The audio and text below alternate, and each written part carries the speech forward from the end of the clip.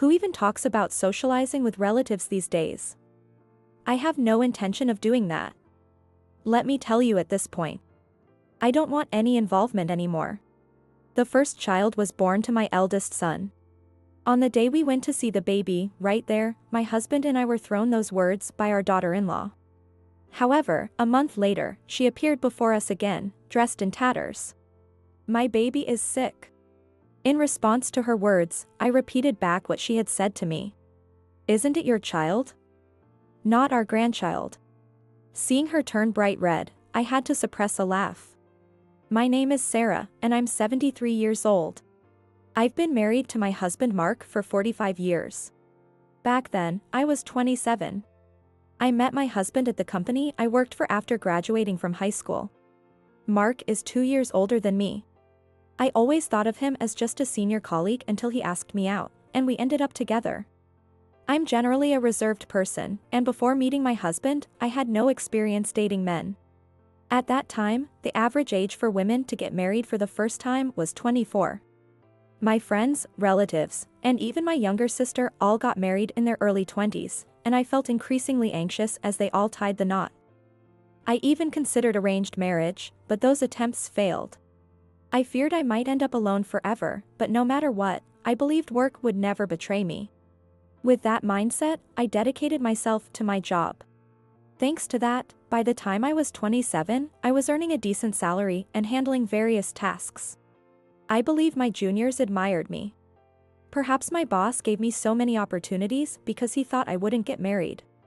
So when I announced my marriage to Mark, everyone was quite surprised.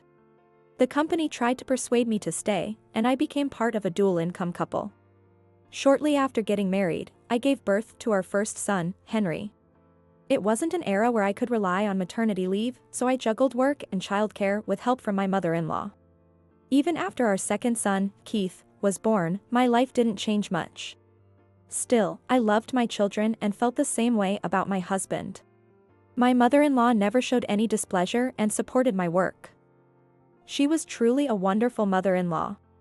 When she fell ill, I retired to take care of her, feeling it was my turn to repay the favor for all her help. Caring for her wasn't hard at all. If anything, I was glad to be able to give back to her in her final days. After her funeral, the house felt quite lonely. Time passed, and about 6 years ago, we received great news. Our second son, Keith, was getting married. His partner was a woman his age, named Jasmine. They met at work, just like Mark and me. I was overjoyed. I hoped we could live together so I could be a good mother-in-law to her, just like my mother-in-law was to me. However, Keith said, "My brother will inherit this house, right?" and decided to move out. We gave Keith a piece of land we owned nearby, though it wasn't as large as this one. Keith and Jasmine were happy and built a house there. It's a wonderful home, spacious enough for a family. Jasmine always said, "Please feel free to visit anytime." I know not to take her words too literally, but I was delighted Keith had found such a lovely partner. 2 years after their marriage, they had their first child. A very healthy baby boy. Then they had a baby girl soon after. Keith, as the head of the family, has been supporting them well, and seeing him mature makes me rely on him too. 5 years after Keith's marriage, our eldest son, Henry, followed suit. Exactly a year ago, Henry got married. At that time, he was 41 years old. We had begun to wonder if he would ever get married, but when he did, Mark and I were greatly relieved. His partner was a woman named Maria. She was 7 years younger than him, but already in her mid-30s, a mature woman. There was nothing to worry about. With our children successfully moving on with their lives, Mark and I believed we could now enjoy a peaceful retirement. The first issue that arose with Henry's marriage was their living arrangement. Of course, we didn't mind them living with us. This house was intended to be his eventually, and he probably thought so too. After discussing this again, Mark told Henry. However, since you're newlyweds, Maria might feel uncomfortable. It will cost money. But I think you should try living together on your own for a while. We lent them an apartment we had previously bought as an investment for less than half the market rent and furnished it as a wedding gift. They started their new life there. However, our home remained their primary residence, so they returned for Christmas. I was so happy that the whole family could celebrate Christmas together and eagerly prepared the meal. On Christmas Eve, Henry and Maria arrived first. Welcome back. Was it cold outside? I greeted them as they entered, their breaths visible in the cold air. Mark was relaxing in the living room. As we talked about having a drink and eating turkey together, Maria looked around the room. Maria, what's wrong? Come sit with us. They had only been married for a short time. I thought she might be feeling out of place and invited her to join us. No, it's just. She looked up at the ceiling. Is that a stain up there? What? I followed her gaze. Oh, you're right. I hadn't noticed it. Maria then moved to inspect the walls. There's a scratch here too. Oh, that. Henry and Keith made that when they were little. I explained with a laugh, recalling how the boys had tried to cover up the scratch by standing in front of it, and how they eventually got caught and scolded. It was a story from when Henry was in early elementary school. Having a daughter-in-law is wonderful. It allows us to reminisce about the old days over small things like this. As I touched the old scratch fondly. How much do you think it would cost to fix this? I froze at her words. And that stain too. You're not marking their heights on the columns, are you? What? I could only stare at Maria, unable to comprehend what she was saying. This house is going to Henry, right? If we want to sell it, it needs to be in good condition. Her words seemed innocent enough. I wanted to yell, "What are you saying?" but I learned that when shock reaches its limit, you can't say anything. Sarah. Maria. Mark's voice interrupted our conversation, and we rejoined him and Henry. What were you talking about? Maria smiled at Henry's question. We were looking at the scratches Henry and Keith made when they were being mischievous. Mark and Henry smiled, reminiscing. Having heard what she said earlier, I couldn't muster a smile. Unaware of my feelings, the three of them continued laughing. Maria, here you go. Mark offered her a beer. Oh, Dad. Henry stopped him. Actually, Maria is pregnant. What? Really? Mark and I exclaimed simultaneously. Oh, congratulations. They had just gotten married this year. We didn't expect them to have a child so soon. This happy news brought a smile to my face. Maybe she was more sensitive to details because she was pregnant. There probably wasn't any deep meaning behind her earlier words. My desire to be a good mother-in-law to her covered up the distrust I had started to feel. Later, Keith and his family also arrived. We enjoyed the roast beef Keith had brought, had a wonderful Christmas, and once the new year began, things returned to normal. While hanging up the laundry, I noticed my breath was white from the cold. It was a cold year. I found myself thinking about my pregnant daughter-in-law. At Christmas, Henry mentioned that she wasn't feeling well. A first pregnancy can be emotionally challenging. During such times, my mother-in-law had listened to me and helped with chores. Feeling a sense of duty, I finished the laundry and went to the kitchen. I decided to make some vegetable soup and meatloaf for Maria, so she could easily reheat it for dinner. I planned to add a salad to make the meal more complete. To avoid imposing, I called her before cooking. Hello, Maria. How are you feeling? She answered after a few rings. Fine. Her tone was cold, but I humbly continued to gauge her needs. Being pregnant makes it hard to do chores and cook, right? Let me know if you need any help. Uh-huh. Her reply was non-committal. Would you like me to make extra dinner and bring it over? Only if it wouldn't be a bother. I asked cautiously. She didn't respond. Thinking she might find it hard to refuse, I also fell silent. Sorry, I thought I could help, but if it's a bother, I'll stop for today. I was about to end the call when she finally spoke. No, please do. Her clear response made me happy to be needed. Got it. I'll bring it over soon. I replied enthusiastically and went straight to the kitchen. Are you already preparing dinner? My husband asked. I'm taking it to Henry and Maria. She's pregnant, and doing chores must be tough for her. Mark smiled happily at my explanation. I packed the soup, meatloaf, and salad into containers. It was quite heavy. Seeing that I was planning to take the bus, Mark offered to drive me. I asked him to wait in the parking lot of their apartment. Having father-in-law around might make Maria more uncomfortable than me coming alone. We didn't want to be a burden. At the apartment entrance, I pressed the number for their unit and headed to my son's place. I rang the doorbell, and without a word, the door opened. "Maria, sorry for the sudden visit. Here, I brought some food for you and Henry." I handed her the bag with the containers. She took it silently. "Are you feeling unwell? If cleaning or anything is too much, please rely on us." "Uh-huh." Her response was vague. "All right then, I'll head back. Mark is waiting for me downstairs." She gave a brief nod and closed the door. I felt a bit sad. I came on my own, but I had called and asked first. I didn't expect thanks, but a bit more interaction would have been nice. Feeling uneasy, I returned to the parking lot where Mark waited. Did Maria appreciate it?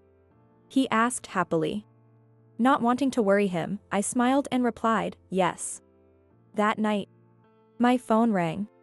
It was Henry. I thought he was calling to thank me for the food, so I answered cheerfully. "Hello, Henry? Mom. What were you thinking?" He shouted right away. "What? What's wrong? You gave Maria a bunch of stuff she can't eat. Was this some kind of joke?" I was shocked. "I never intended that." "Wait, calm down. That wasn't my intention at all." Henry was furious on the other end of the line. Seeing my distress, Mark took the phone from me. "Henry. What happened? Tell me clearly." Thanks to my husband, Henry calmed down and began to explain. Mark listened silently. After the call ended, I looked at Mark, seeking answers. "The food you brought had eggs in it. The meatloaf had eggs, right?" Mark's words made me tilt my head in confusion. "What?" "Yes, I used eggs. But Maria isn't allergic to eggs. She ate the omelet I made." I told my husband. I had checked for allergies with both my daughters-in-law before they got married, as they would be eating at our house occasionally and I wanted to be careful. "No, it's not an allergy. She says eating eggs during pregnancy can cause the baby to develop an egg allergy. And she also avoids raw vegetables because they might have bacteria." Mark said, looking troubled. "That can't be true.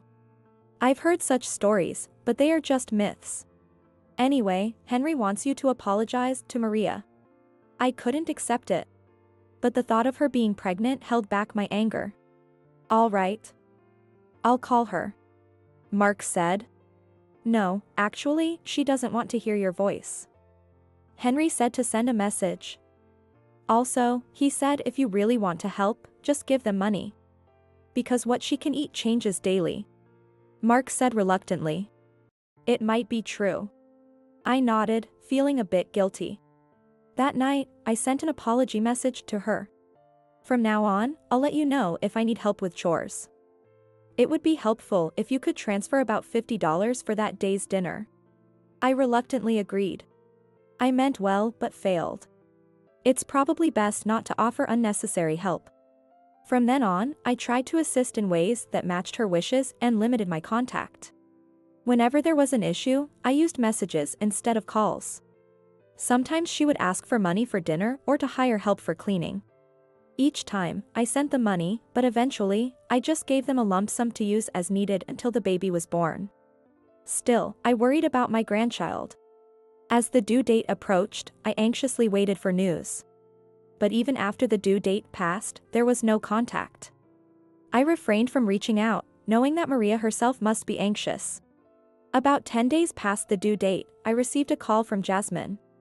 "Sarah, has Henry's baby been born?" She was likely preparing to celebrate. "No, there's been no news yet. I don't want to add pressure by reaching out, so I'm just waiting," I replied. Jasmine said. "But their hospital induces labor if it's more than a week past the due date. Maybe it hasn't happened yet?" Her words made me worry. Was it a difficult labor? Or was there a postpartum issue? Unable to wait any longer, I messaged Henry. "How is Maria doing?"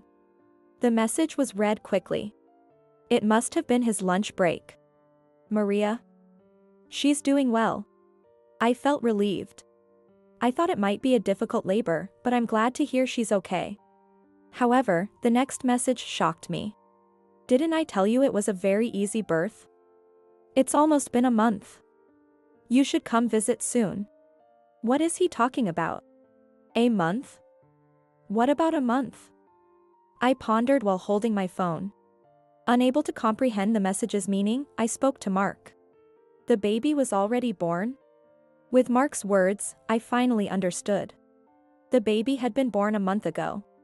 Though the most important thing was that the birth went smoothly and both mother and child were healthy, couldn't they have informed us? I contacted Jasmine.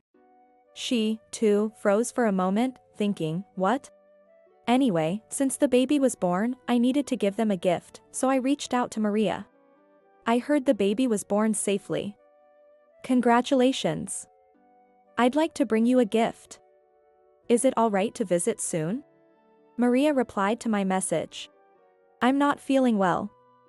Please send it by registered mail. Are you unwell? Are you okay? All right, I will send it.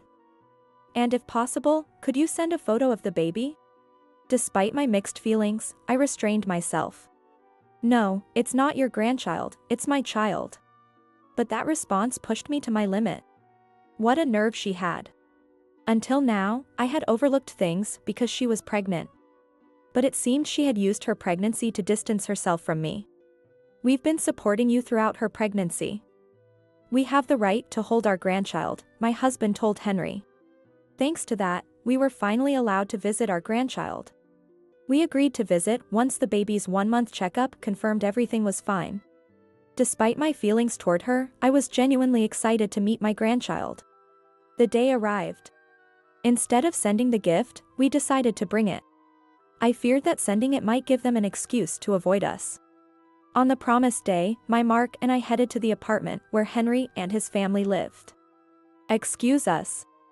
It had been a long time since I last visited this apartment. Unlike before, the sound of a baby crying brought a smile to my face. Congratulations, Maria. She thanked us curtly. She was holding the baby tightly. My husband smiled and chatted with Henry. I approached the baby.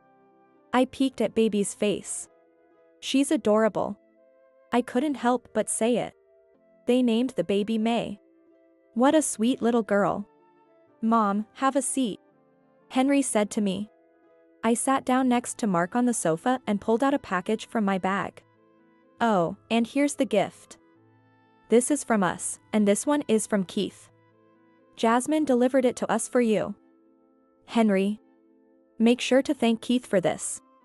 I smiled at Henry and then looked at Maria. But she didn't smile back. Take it back. Her words froze the room. Who even talks about socializing with relatives these days? I have no intention of doing that. Both Mark and Henry were equally stunned by her words.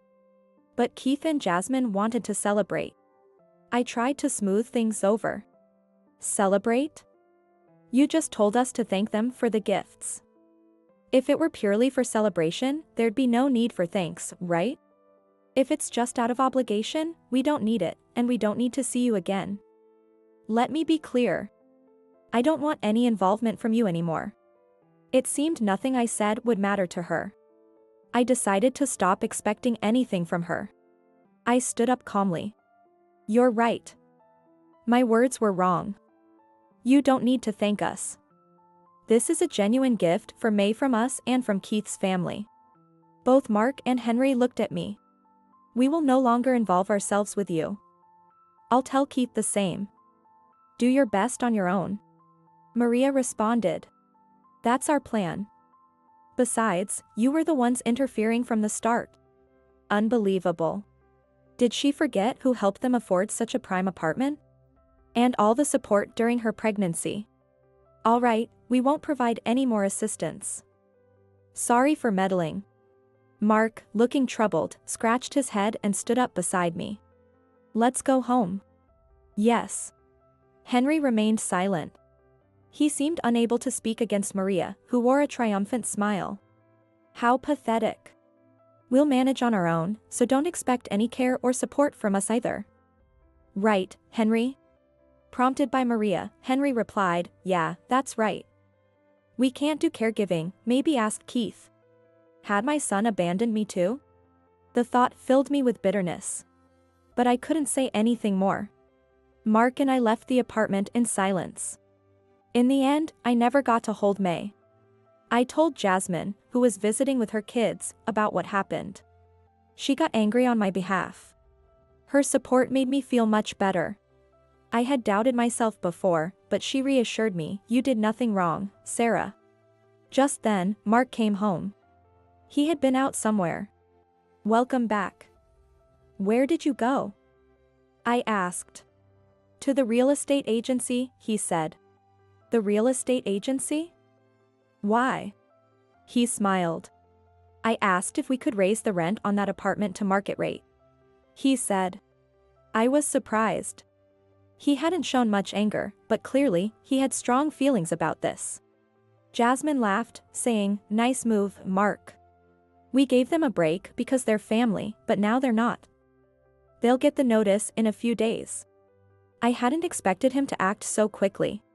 Henry and Maria would surely be shocked by the notice. I hoped they would reflect on their actions. For the next month, we lived as if we had forgotten about Henry and Maria. Neither Keith's family nor my husband mentioned them at all. Thanks to this, I was able to gradually forget the frustrating and upsetting things that had happened. One day, we planned to go out to eat with Keith and his family. Of course, since we invited them, we intended to cover the meal cost.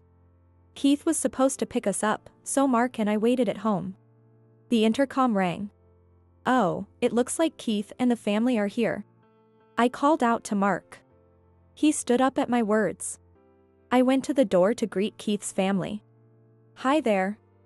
You got here quickly, I said as I opened the door. And then I froze.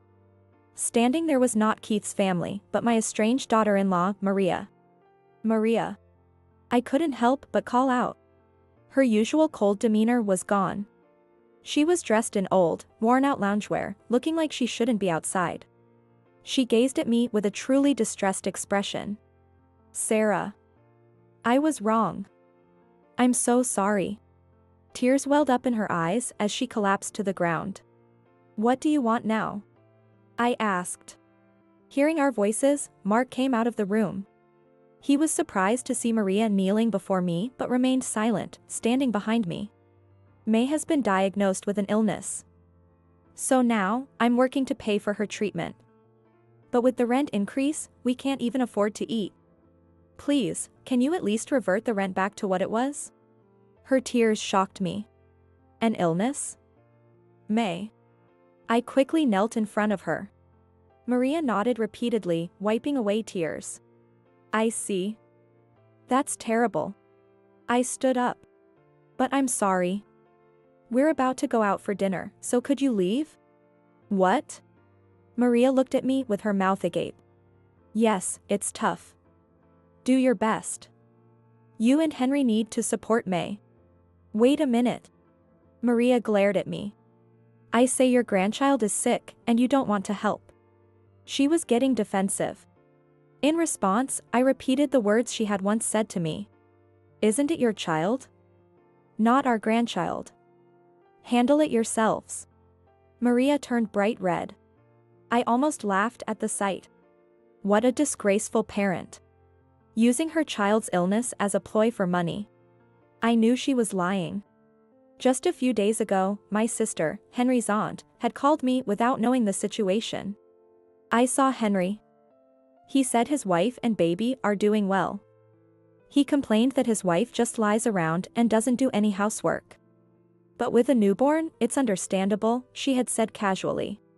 But how could it be that in just a few days, there's suddenly an illness? And that they're working but have nothing to eat? She's an incredibly greedy person. Of course, my husband was aware of this too. Clearing his throat, he addressed Maria. By the way, this month's rent is still unpaid. If you can't pay, you'll need to move out. Could you inform your husband about this? Maria turned pale. The rent in that area is quite high. It would be challenging for them to continue living there on Henry's salary. Sooner or later, they would have to move out. Then, what about this house? It's supposed to be Henry's. Maria started to panic. That was the plan. But we don't owe anything to a son who has cut ties with us. If you sold it, it would dishonor our ancestors. Keith and his family will live here. I said calmly. I no longer intended to give this house to Henry. When I told Keith's family about this, they offered to rent out their current home and move in with us, saying it would be easier for us as we got older. We invited them to dinner to discuss this plan in detail. Maria started yelling, "That's unfair. It's not right." She had been the one to sever ties, so who was really being unreasonable? What's going on? Looking up, I saw Keith standing there. He looked surprised to see Maria. Why are you here? If you're here to trouble our parents again, please leave. Keith firmly told her. Mom, Dad, let's go. With that, we locked the door and prepared to leave. Wait, Sarah. I'm sorry, but I'm no longer your mother-in-law. I left her there and got into Keith's car. When they had declared the break in relations, it had hurt and angered me. But now that we had severed ties from our side, I felt a sense of relief. Later, during dinner, Mark's phone rang with a call from Henry. He looked at it and turned off his phone. Henry couldn't even correct his wife's mistakes. What a pitiful man. He would likely be under her thumb for the rest of his life. Since we refused to take their calls, Henry and Maria tried to negotiate a rent reduction through the realtor, but we had no intention of complying. After they defaulted on rent for 4 months, we issued an eviction notice. They loitered around our house for a while, complaining, so we consulted the police, who gave them a warning. This area is too expensive for them to afford on Henry's salary. They likely moved to some far-off place, facing a long commute. It can't be helped. It's not easy for a man over 40 without a position to find a new job. Meanwhile, Keith's family moved into our home. Their house quickly found tenants, generating enough rental income to cover their mortgage and even provide a profit. With many rooms, our now large family enjoys lively and joyful days together. This fall, our eldest grandchild will start 1st grade. Time flies. There are many backpack colors available now. Our grandchild chose green. My husband and I are looking forward to giving it as a gift.